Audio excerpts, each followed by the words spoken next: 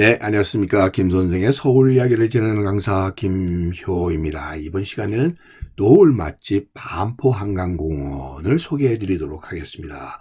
서울에 있는 많은 이 한강공원들은 다 저마다 노을이 아름다운 곳으로 꼽힐 수 있겠는데요. 그 중에서도 동작대교 넘어 석양빛이 이렇게 하늘을 붉게 물드는 순간 이 두 여인의 모습처럼 환상적인 한강의 모습을 우리가 조망할 수 있는 것이 반포 한강공원이 아닌가 싶습니다. 원래 이 반포라고 하는 말은 서리깨라고 하는 우리말에서부터 시작이 되었는데요. 서리서리 굽이쳐 흐른다라는 의미를 갖고 있었다고 보시면 되겠고요. 여기서 개가 폭우를 의미하다 보니까 서리서리 굽이쳐 흐르는 폭우, 이런 의미가 되겠습니다. 우면산에서 발원을 하는 이 반포천과 사당천이 지금의 이수교 주변에서 만나게 되는데, 1960년대만 하더라도 이 강물에 잠겨 있었던 지역이 되겠고요. 이곳에 서리서리 소위 안개가 끼게 되면서 반포라는 명칭이 불려지게 되었던 것이고요. 1968년도에 영동지구 토지구역 정리 사업의 결과로 이 이수교 지역에 제방이 쌓여지게 되면서 오늘날의 반포가 형성되기 시작했고, 그곳에 지금도 한강 홍수 통제소가 설치된 이유는 그것 때문이라고 보시면 되겠습니다. 자, 이렇게 반포가 라고 불려지는 지역에는 일찍이 이 바둑돌섬이라고 하는 기도가 있었다고 하는 것을 이 지도에서 우리가 확인을 해볼 수 있겠습니다. 동작나루가 있는 곳에 기도라는 섬이 있었다고 하는 것을 이 지도에서 이렇게 확인을 해볼 수가 있겠는데요.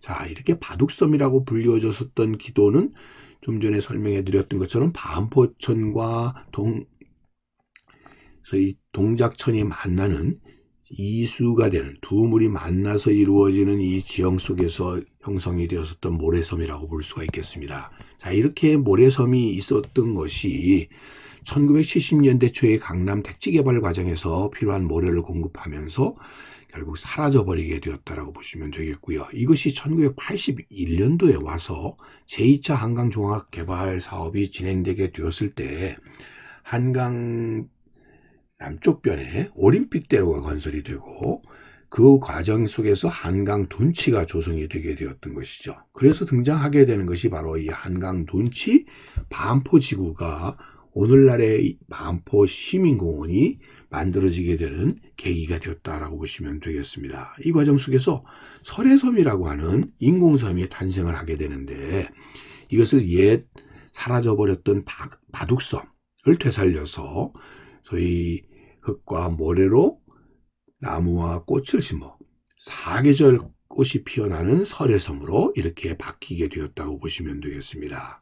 즉 바둑섬 대신 인공섬인 이 설해섬이 다시 조성되게 되었다고 보시면 되겠고요. 자, 이렇게 조성이 되면서 이 지역이 반포동이라고 하는 택지 지역으로 바뀌어 나가게 되었고, 이 과정에서 설해섬이라고 하는 인공섬이 만들어지게 되었다고 보시면 되겠습니다. 자, 25,000평방킬로미터의 설해섬이 만들어지고 이어서 세빛섬이 이렇게 만들어지게 되었다고 보시면 되겠습니다. 그래서 70년대 한강 개발과 사라졌었던 섬이 다시 되돌아와서 설해섬과 저희 세빛섬이라고 하는 것이 만들어지게 되었다고 보시면 되겠습니다.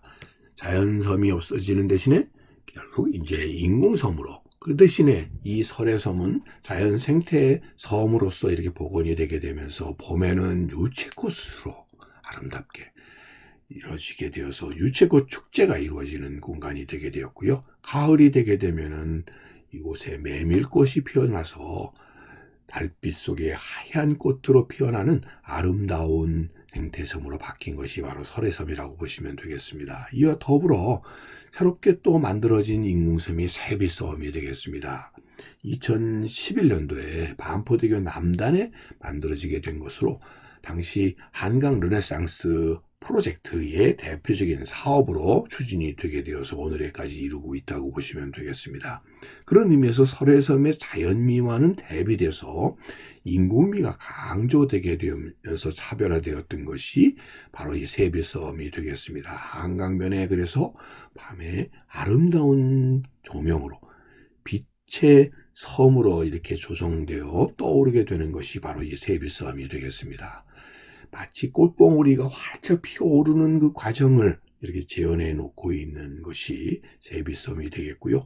이곳에 예빛섬까지 새롭게 만들어지게 되면서 이제는 4개의 소위 빛섬으로 바뀌어 나간 것이 바로 이곳 세빛섬이다, 이렇게 보시면 되겠습니다. 그래서 잠수교 쪽에서 바라본 이 모습을 통해서 아름다운 빛의 이것이 결국 반포대교가 다른 곳들과 마찬가지로 석양빛이 아름다운 노을 맛집으로 이렇게 자리 잡고 있는데, 세빛섬은 새로운 빛의 섬으로 자리 잡게 되면서 밤 석양이 지고 난 뒤에 반포 한강공원을 새로운 빛으로, 인공빛으로 아름답게 꾸며나는 공간으로 바뀌게 되었다라고 보시면 되겠습니다.